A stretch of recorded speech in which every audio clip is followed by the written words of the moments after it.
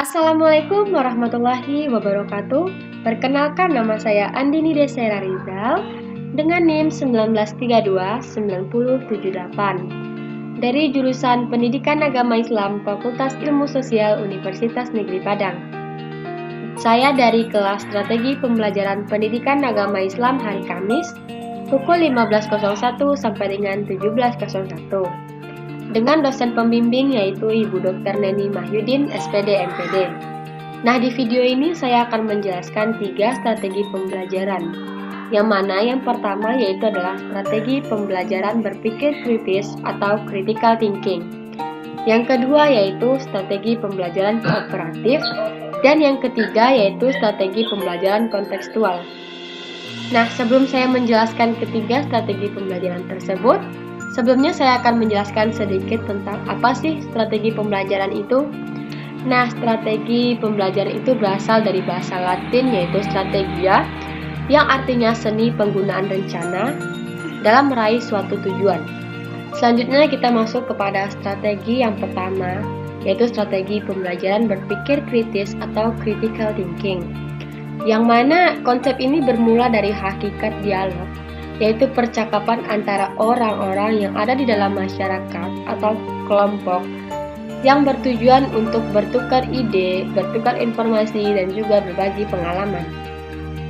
Nah, dialog mendalam itu dapat diartikan bahwa percakapan antara orang-orang itu harus diwujudkan di dalam hubungan yang interpersonal, saling terbuka, jujur, dan mengandalkan kebaikan.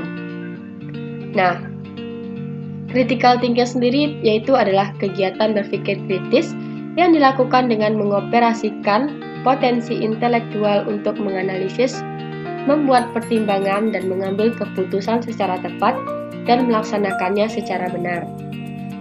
Yang kedua yaitu strategi pembelajaran kooperatif, yang mana model pembelajaran ini mengutamakan eksistensi kelompok. Setiap siswa dalam kelompok memiliki tingkat kemampuan yang berbeda-beda. Model pembelajaran ini mengutamakan kolaborasi dalam memecahkan masalah untuk menetapkan pengetahuan dan keterampilan untuk mencapai tujuan pembelajaran.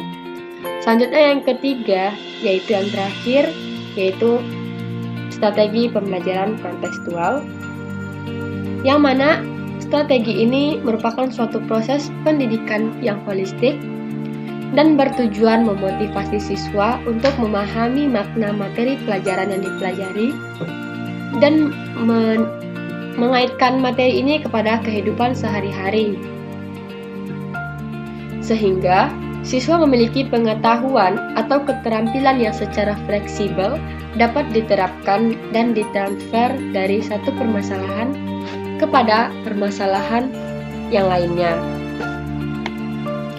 Nah, di sini saya menjelaskan materi kelas 3 SMP semester 2 yaitu tentang toleransi umat beragama. Saya akan sedikit menjelaskan tentang materi toleransi umat beragama. Nah, toleransi ini berasal dari bahasa Latin yaitu tolerer yang berarti dengan sabar, membiarkan sesuatu. Jadi pengertian toleransi secara luas adalah suatu perilaku atau sikap manusia yang tidak menyimpang dari aturan, di mana seseorang menghormati atau menghargai setiap tindakan yang dilakukan orang lain. Toleransi juga dapat dikatakan istilah pada konteks agama dan juga sosial budaya, yang berarti sikap dan perbuatan yang melarang adanya diskriminasi terhadap golongan-golongan yang berbeda-beda atau tidak dapat diterima oleh mayoritas pada suatu masyarakat. Misalnya toleransi beragama, di mana penganut agama mayoritas dalam sebuah masyarakat mengizinkan keberadaan agama minoritas lainnya. Jadi toleransi antar umat beragama berarti suatu sikap manusia sebagai umat yang beragama dan mempunyai keyakinan untuk menghormati dan menghargai manusia yang beragama lain. Istilah toleransi juga dapat digunakan dengan menggunakan definisi golongan atau kelompok yang lebih luas. Misalnya orientasi seksual, partai politik, dan lain-lain. Sampai sekarang masih banyak kontroversi serta kritik mengenai prinsip-prinsip toleransi, baik dari kaum konservatif atau liberal.